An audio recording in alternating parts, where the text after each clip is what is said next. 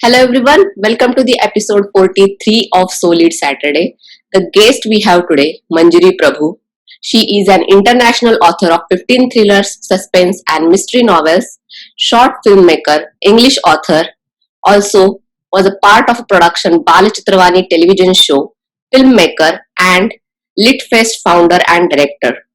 I'm also very excited to talk to her because I can relate a lot of things about my interest in the films as well as television shows.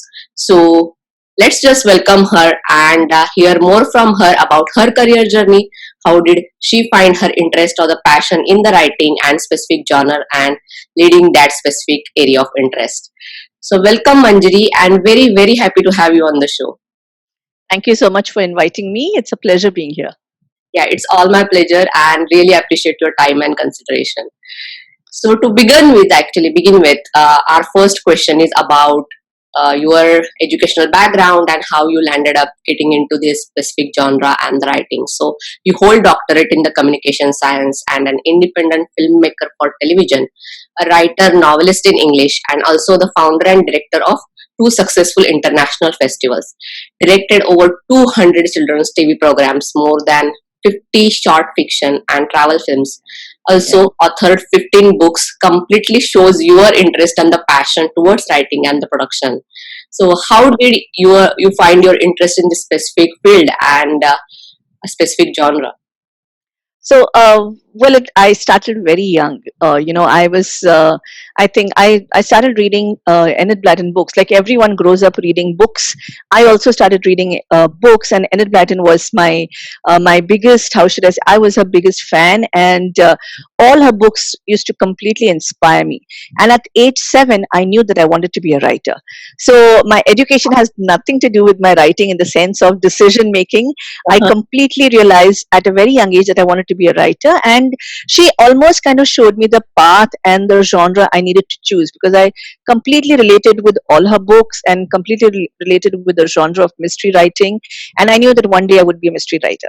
So that's about my writing. And of course, as I grew up, I read Agatha Christie, and read Daphne du Maurier and other authors, and I knew for sure that writing was my passion.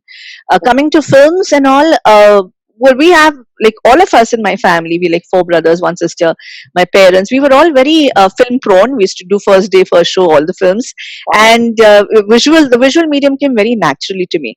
And so I did my postgraduate diploma in mass communications from Sapphire Polytechnic, and from then I joined Balchitravani, where I was a producer.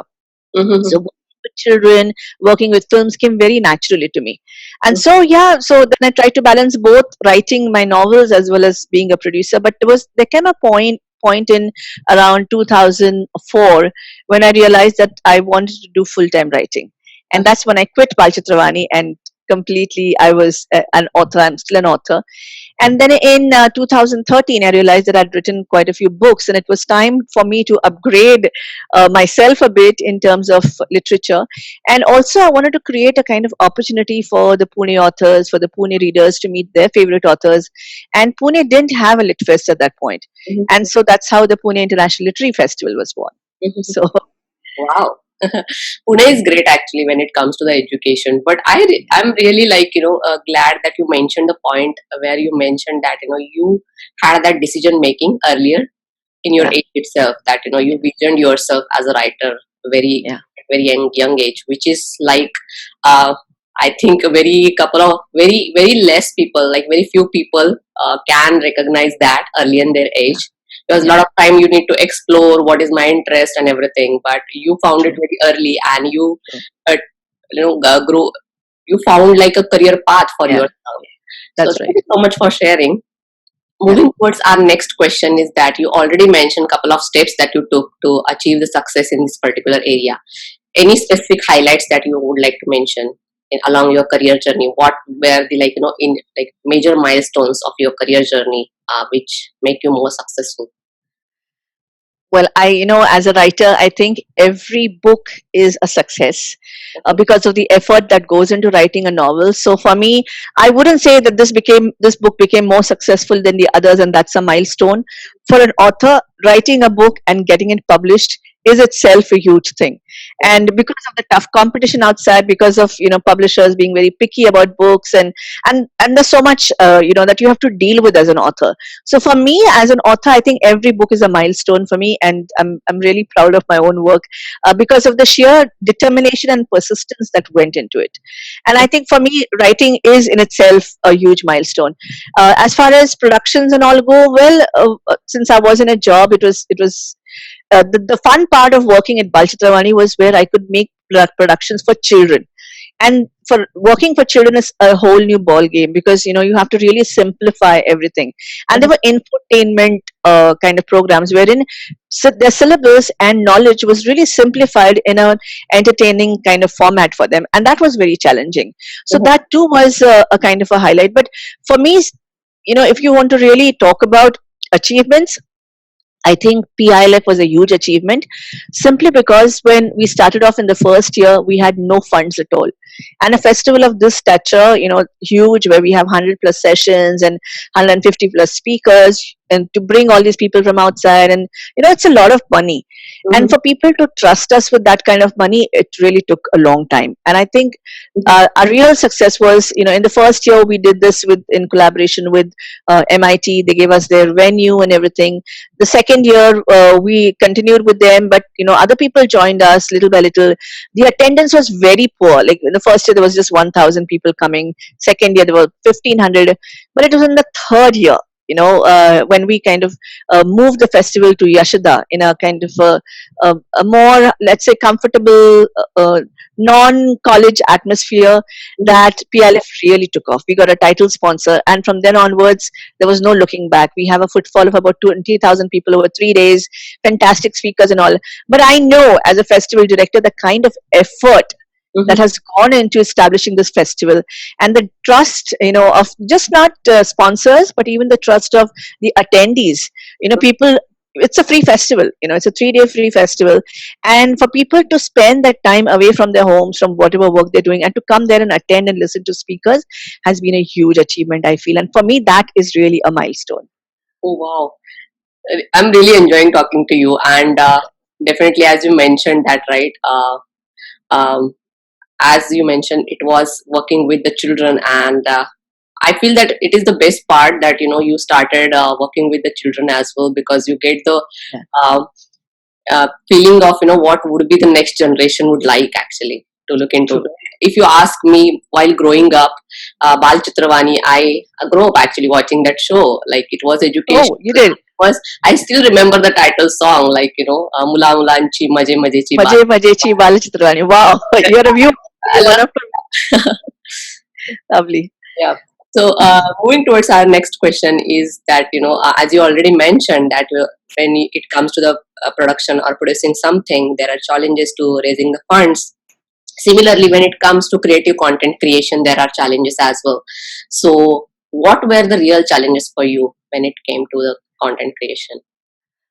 Well, so I knew I wanted to be an author, but knowing that you want to be an author and actually being one are two different things. So I feel that there are three major things in this. One is that, of course, the inspiration to write and to bring it out. And when you see a blank page, the kind of palpitation you feel, and you don't know where this book is going or whether it's actually going to happen. It's completely blank. Any creative process begins with a blank page. So the actual curiosity or the anxiety of how this book is going to turn out is a big challenge. Having said that, once the book is out there, I feel there are two major things. One is, of course, getting the book published, because I faced a lot of rejections in my life, quite a few, in fact. And finding a publisher for a good home for your book is really a huge challenge. And the challenge is growing bigger because there are more and more writers coming in and a few readers, especially in India. More books coming out, and I feel very less readers. I mean, people are hardly reading nowadays. So that is a big challenge, because sales is a huge thing. Thirdly, in any creative content, I feel that writing is not really given the due respect it should be given. It's like everyone is a writer. You have a computer, you have something, and everyone feels they're a writer, which is fine. But it's like cooking. Everyone can cook, but is everyone a chef? So I feel, so it's like that. And I would love that, there are more and more writers, but there equally have to be readers, and Mhm. writing has to be given the respect it needs to be given, I feel. And that for me is a big challenge, because I feel that everyone says, oh, writer, but then what else do you do? So writing is regarded like a kind of a Yeah. side profession, not the real profession, because I'm coming to that, it doesn't pay. Mm. Yeah. The respect is in connection with the payment, the kind of Mhm. money a book draws in, or even writing in television. I don't know how it works there, but uh, writing is has to be given that, how should I say, a major platform, a major monetary backing for writers, because ultimately I feel writing is the heart of every creative content. I mean, apart from painting, I'm not talking about that, but when it comes to the written word or scripts or films or whatever, writing is the heart, and I think writers should really be given their due, and I don't think they are. Yeah, definitely. Actually, that is a really very valid point, and I think writing has a power. Actually, a lot of power Yes, in it, yes, and yeah, can give a very good message throughout the world, and yeah, can bring the change. yeah, So definitely, it has to give more attention towards this profession, and I'm glad that you highlighted these points, because those are definitely the real challenges, and lot of writers. And when it comes to stability, financial stability, definitely this yes, area, yeah, people don't consider this as the primary source of income, and yes, people always see is as the secondary, like a hobby, which yeah, yeah, can't be like yeah, a career yeah, or a professional path for anybody. But definitely, if one decides, you can see Manjiri now actually. So if yeah. one decides and have the vision, definitely you can achieve what you want to. So, moving towards our next question is about some of your acknowledgements, and I saw those actually, and those are really very great. So, I just mentioned it couple of over here. You acknowledged as a pioneer in India among women writers of mystery fiction, also the first female mystery author to be published outside India, and has been labeled as the Desi Agatha Christie. Recently, you have been chosen as one of the 50 inspiring women of Maharashtra. How do you feel about it, and breaking the society norms of and achieving what you would like, irrespective of gender bias? Or would you like to highlight any specific challenges throughout this journey when it comes to other kind of a challenges, like as I mentioned, one which is gender bias, or how did you overcome those challenges? Well, as a I honestly, let me be very, very truthful. I have not personally faced any gender bias, Okay. especially in publishing. I write mysteries and thrillers. Okay, so I write about I write for a mainstream platform, Mhm. and yes, in that sense, probably you could say that sometimes when women writers write, there Mhm. is a kind of a stereotype about it, that they would write about women and their issues. Yes. Okay, that's so, but I have avoided that stereotype, because I I personally am not writing about women. I'm writing stories. I'm writing for entertainment. I'm writing to create this love for reading, and it's not gender biased. My reading is not my writing is not gender biased, and hence I have not faced any gender bias in that sense. But having said that, when it comes to readers, I feel that probably thriller readers feel that this is a genre for men, and that is why the books of thriller men writers sell more than thriller books written by women, is my personal observation. I'm not sure if it's true or not, but I feel that that's where I have felt gender bias, not in uh, is okay, that's fine. Not, can you hear me? Yes. Yes.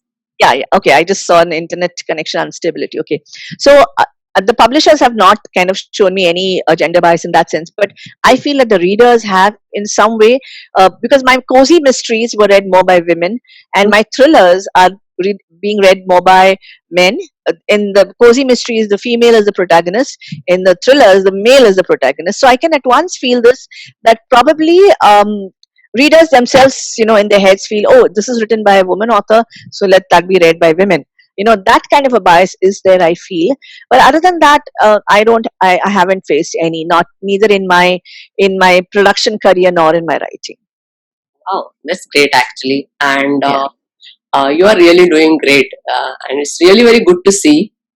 First, I was very happy to see that, oh, somebody from Pune. And then, second was yeah, like, you have a lot of acknowledgements and achievements throughout your career journey.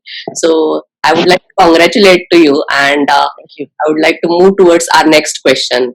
So, when we see, like, when you were started your career as an author, and when now we see, like, a lot of women actually are now in the leadership or any lot of professions also, they are leading that area. So, do you see any changes in the writing space as well? Like, you see more writers coming in the women who are Of women. course, certainly, certainly. When I started writing, I was almost like the first woman mystery author in the mainstream fiction, and that point, literary fiction was very prevalent in India. Uh-huh. So my book couldn't even get published in India. It went outside India to be published. So yes, certainly that was the case. And 4 5 years later, there was another writer who joined me, and now you can see a plethora. Lots of women writers writing mystery and thrillers. Mhm. Having said that, it's still not as much as I would have thought, because my first book came out in 94, 95, and then my the mystery thrillers which got published out of India came out in 2004. So that's 15 years down the line. The kind of development you expect, in writing, I don't feel that it's enough in this genre. I feel there's lots to be done more in thrillers and mysteries.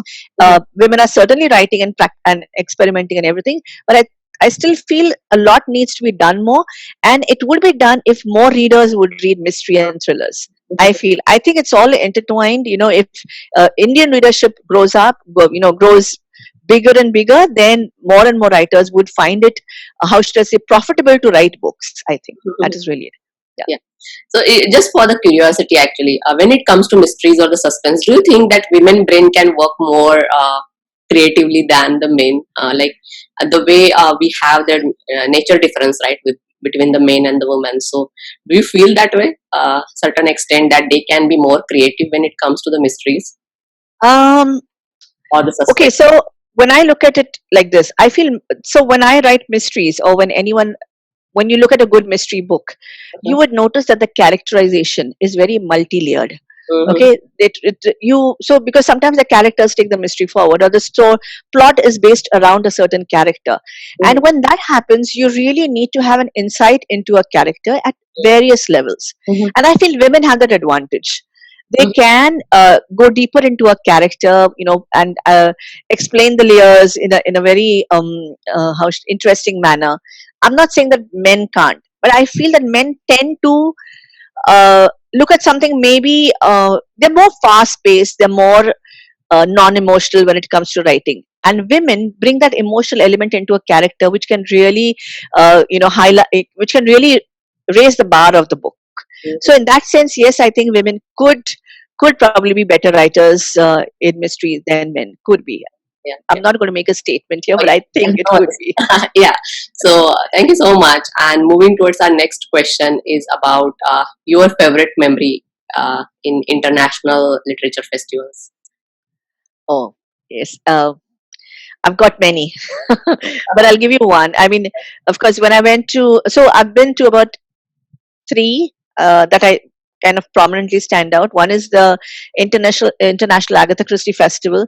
I think my favorite memory at that point was that I'm a huge fan of Agatha Christie, and not just because I'm compared to her or any such thing. It's because of the simple, sheer variety that she has brought in her mysteries. She was like the queen of crime, and I got to be at the cake cutting of her 125th birth anniversary. And for me, I think that was really a privilege. I felt very honored to be there, and I just I felt very honored. The second, and of course, there I presented, talked about her influence on my work and etc. So that was a good experience. Secondly, just related to that, I want to say that I went to visit her house in Greenway. She's got a holiday home called Greenway, next to very close to Turkey, and there was a chair kept. Where she based 2 3 novels in Greenway, and her chair and everything is kept there just as it is. And I saw a chair, and I just sat beside the chair, and I felt such a strong energy when I sat there. Very like I was sitting, like you would sit like at your grandma's chair or something like that. That was the kind of energy I felt, a deja vu energy of having been there. So I thought that was a little weird, but I did feel that energy. But other than that, I think when a very good example of being at an international festival was BoucherCon, which I'd just been to in November. That is the 50th. World Mystery Convention. It is the biggest World Mystery Convention where all mystery authors and readers come there. And I was very privileged to be there. And I met a lady there who had read my books years ago. And when she knew that I was coming there, she reread them. She came there with her copies and she got them signed. And I thought, you know, seven, like you say, across the seas, somebody comes there, somebody's read your books and comes there to get them signed. I thought, as a writer, I felt very, very, very honored and blessed at that point. Mhm. And also the bookstores, they in any festival they put up stores and all that. So there was one particular store which said, "Oh, you're Manjiri Prabhu. We had your book some time ago, The Cosmic Clues and Astral Lullaby, and they sold so well." And this coming from, I my second US trip probably, and of course I never went and visited bookstores and all that. And it was very nice when they told me this. Mhm. But I'm gonna take some more time and add this biggest thing. We were like, my husband and I were traveling from one coastline to another because we were there for BoucherCon. We said, may as well see US. And we were in San Francisco, and my husband said, we were just right across the San Francisco Public Library. And my husband said, why don't you go check if your books are there? And I Mhm. said, no, I mean, that's not possible.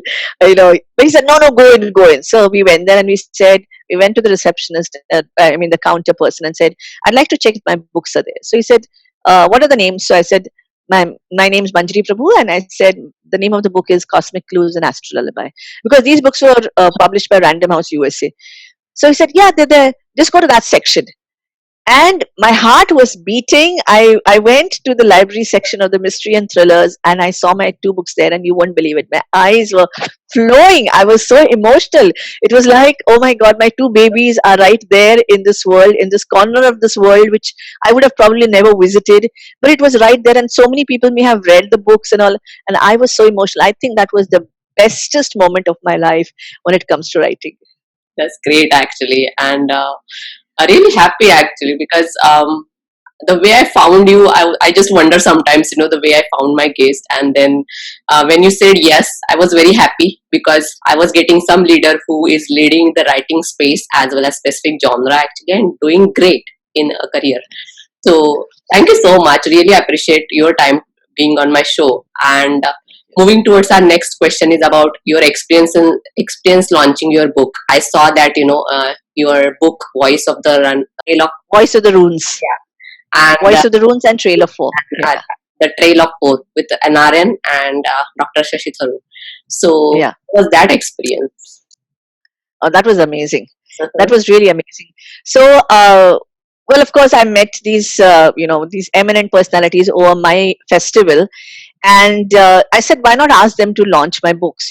And so I approached Dr. Tharoor first, and I can't tell you, both these people are such huge personalities, Mhm. that for them to even say yes to read my books, to say yes, was really a big thing for me. I remember that for the first book, The Trailer for, Dr. Tharoor was in the US when the actual launch was happening at the Austrian embassy. Since the book is based in Salzburg, the Austrian embassy agreed to launch the book in their residence, in the ambassador's residence.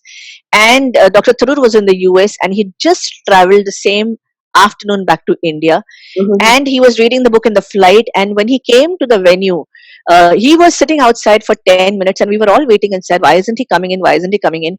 And what he was doing was, he was finishing reading my book, Mhm. because he wanted to complete reading it and then talk about it, not just generally give some kind of bhashan about it, but actually read the book and come in. And he finished the book, then he came inside, and then we began our inauguration or launch of the book. And I thought that is in itself shows so much about him, his commitment and dedication to, when you say yes to someone, you give it your fullest, and that's what he did. And that was so inspiring. Yeah. Similarly with Mr. Murthy, he is such a busy man, and when he agreed to do this, he said yes first, then he realized he was very busy. But despite everything, in Bangalore he launched the Trailer 4. And Voice of Runes was again launched by Dr. Tharoor and endorsed by him. So there's so much to learn, and that they're huge personalities. They have no airs. Mhm. They give their best to whatever they're committed to, and there's so much to learn from them. It was a very humbling experience, actually. Yes, and I can relate actually. I heard Narayan Murthy multiple times because I was in Yeah. So whenever I saw him in person, it was so much like, down to earth person. And I feel that is the quality that leader should, like always when we get inspired by somebody, we always see that quality, that irrespective of whatever position they have, how much money they have, they don't forget their roots. And thank you so much for sharing your experience. And I am really enjoying talking to you. And moving towards our next question about you being the founder and festival director of International Literally at Celebrate India, Celebrate Media. Sorry. Yeah, And that's my media company. yeah, would you like to share more about it? Well, I've already told you it's been a tough journey, and I did it because I wanted to give Pune something back, because Pune has been very supportive to me as a writer, and I realized that Pune didn't have a lit fest, so we just decided that it was time to do it. But the journey has been really very rewarding, although tough. And today I can proudly say that India's PILF is one of India's top lit fests, and the authors, publishers, everyone's kind of contributed. My family is a huge part of this journey, of every journey. My mom, my sisters, my brother, my husband, they have supported every decision of mine, and without them it's just not possible to lift a finger, honestly, in today's world. So yeah, and then I started another festival actually 2 years ago. It was called International Festival of Spiritual India, for Humanity and Wisdom. And that is a holistic festival wherein we try to bridge the gap between world spirituality and Indian spirituality, and help people find their paths in life and give them a direction in life. So these are the two festivals, and I'm very proud of them, and I hope that they continue, and that we continue to bring in good people to speak, and people who will inspire the attendees. Yeah. So is there any like a website that you guys built up so that people can? Yes, of course. So for PILF, we have the www.pilf.in. And for IFSI, for the festival, for spiritual festival, we have www.ifsi.guru. Okay. So both, yeah. So you can always go. We have but other than that, we have YouTube channels for both the festivals, and all the sessions that happen there are uploaded onto our channels. So we've got lots of sessions that anyone who wants to go and listen, they can listen to all these brilliant speakers. Yeah, that's great actually, and definitely I would encourage audience to check this out. Whenever the episode is out, I will definitely publish it along so that people can connect with you as well as check out the work that you are doing. Moving towards one more important point of your career journey, which is you wrote almost 15 books in thriller and mystery. So do you have your own favorite? Well, it's like asking your mom who's your favorite child. It's that difficult. It's really difficult. But I don't know. Oh God, I don't know. It's very difficult. I think each book is like a triumph for me, because I feel I have a very special connection to every book of mine.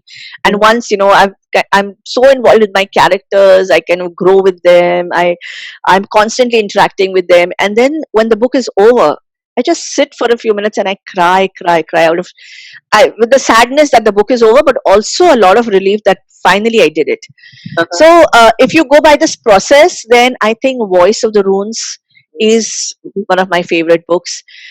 It's of course, it's a destination thriller series. The Trail of 4 comes first, and then The Voice of the Runes, and it's about Ray Parker, who's an investigative journalist, and he goes to places in Europe and he solves cases.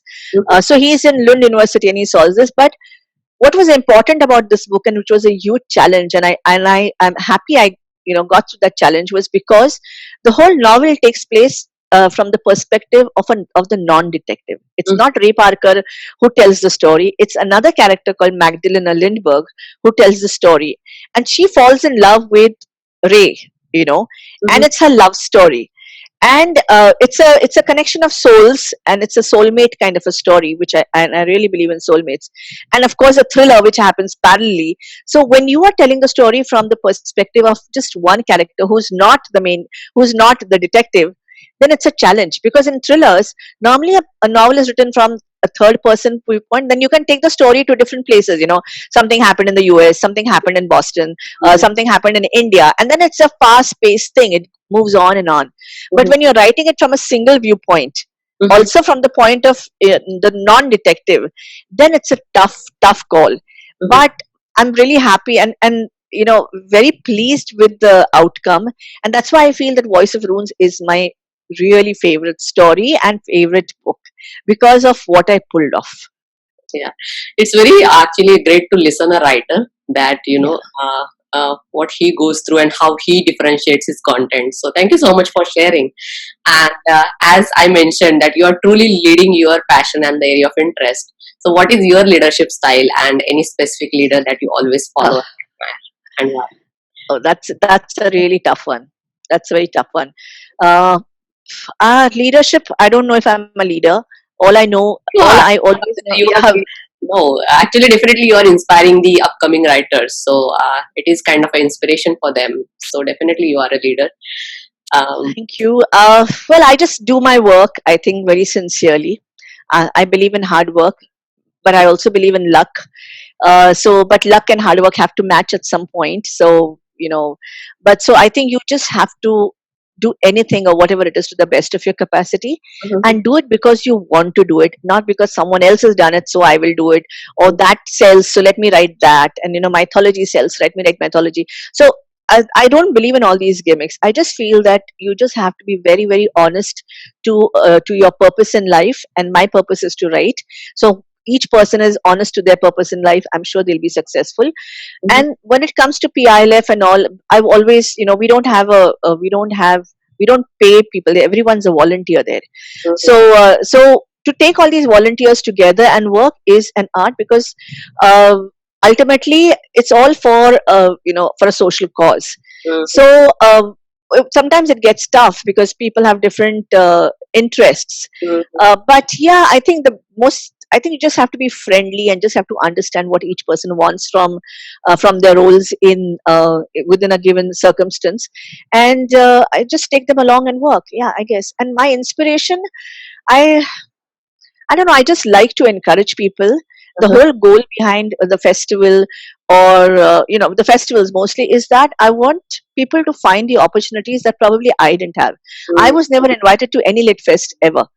It was so.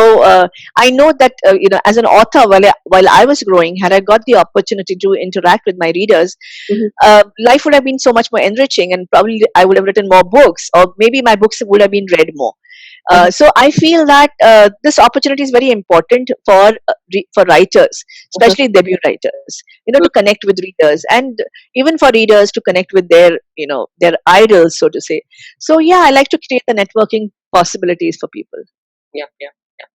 Thank you so much. It was very wise. And as you mentioned, that truly shows your writing skills, because you mentioned one more point while talking about your leadership, that it is important to understand the personalities around you, like a people, Yeah, read the yeah. people, and then, take them along. So that is definitely a true leadership style to have. And last end segment of this particular show, we will end up with any tips or advice to new writers who are looking this as their career choice and build their career in it. Well, like I said, earlier, I said, write if you really want to write. Mm, Believe me, there is no money in writing. yeah. I mean, there is, but only when you've put in, long hours and years of work, and then probably if you're lucky, Mhm, you probably would be, I don't know. I'll tell you why I'm saying this. I don't want to put off anyone. All I'm trying to say is that if you want to write, write from your heart and write because you want to write. Don't write because you're going to become a bestseller author, mm, because this bestseller tag is completely how should I say, is an abused tag. I feel mhm, every author you meet today is a bestseller author, and I don't anymore know what a bestseller means, honestly. So mhm, write because you want to write, and along the way, if you are sincere to your task and sincere to your purpose, you are going to get success. So you don't need to play any gimmicks, and lots of gimmicks happening around. So my advice to any aspiring author is, write from your heart, listen to your heart, write what you want to write, and be very persistent, because writers face so many rejections. You mm, really have to be thick skinned, you yeah, have to be selfish. so mhm, y- so all this you have to, when you want to write, you have to really give it your 100%. So sometimes you neglect other duties, you neglect other things, and you should not feel guilty about it, because you're doing something really creative. yeah, So you have to live beyond the guilt and stick to it, because sticking to something with determination is very important, especially for writers. So I guess, yeah, just write from your heart and believe in yourself. Yeah. Very important to believe in yourself. Yeah, and I think this is really very great advice to have. Thank you so much. I really appreciate all your Thank you. time and consideration being on the show, and I really enjoyed personally talking to you and connecting with you. So thank you so much. And as I always say, until we meet, happy leading. Let's live together. Stay safe. Bye for now. Thank you, Vaishali.